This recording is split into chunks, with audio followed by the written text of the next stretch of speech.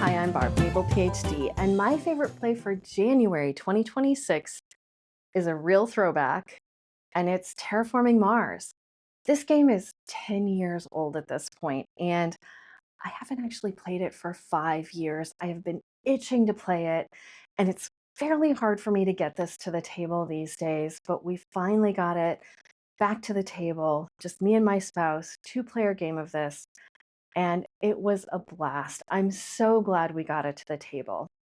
So if you haven't played, Terraforming Mars is a game where you are each corporations who are attempting to terraform Mars. Over the course of the game, you are trying to lay down oceans on the surface of Mars and raise the temperature and raise the oxygen level. And once those get to a certain point, the game ends and we see who did the best job terraforming. Because it's a game after all. The way it's played is that over each generation, which is basically a round in the game, but it's a generation because terraforming a planet takes a very long time. During each generation, you're going to get a new set of cards, and on your turn, you're going to be able to take up to 2 actions. One could be playing a card from your hand, but you have to pay for it.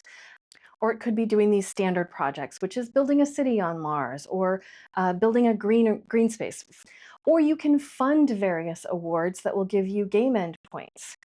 What I love about this game, though, is that card play. So at the beginning of every round, you get another hand of 4 cards, and you have to decide which ones you want to keep.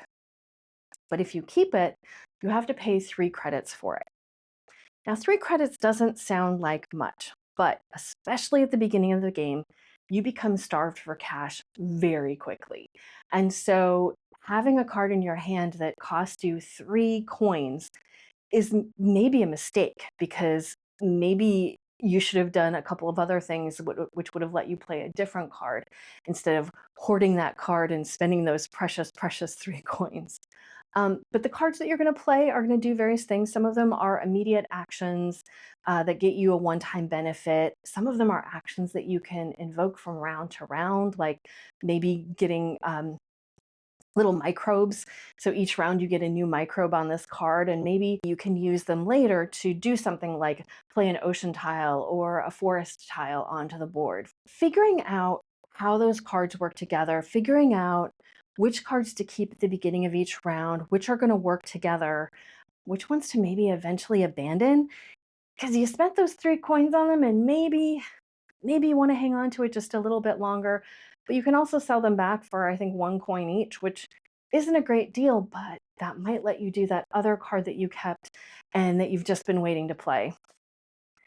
Balancing those kind of immediate rewards from generation to generation, holding on to things for the right amount of time, and then at the end of the game, looking at Mars and seeing what you have done with it, seeing all of those oceans on there, all of that green space, all of the cities that you've built, all of it comes together into this really cool package. And I can't help but to also love the theme of the game. It is kind of my thing.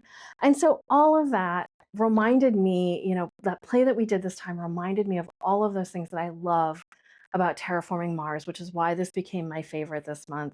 Even though it's an oldie, it is definitely a goodie, and it's going to stay on my shelf. I'm hoping I play it before 5 years from now, because it is such a good game. So that is my favorite for January. I hope you all had a great month gaming. You can find me on Instagram and Blue Sky as Maple PhD. I have a blog at maplephd.com, and I will see you next time.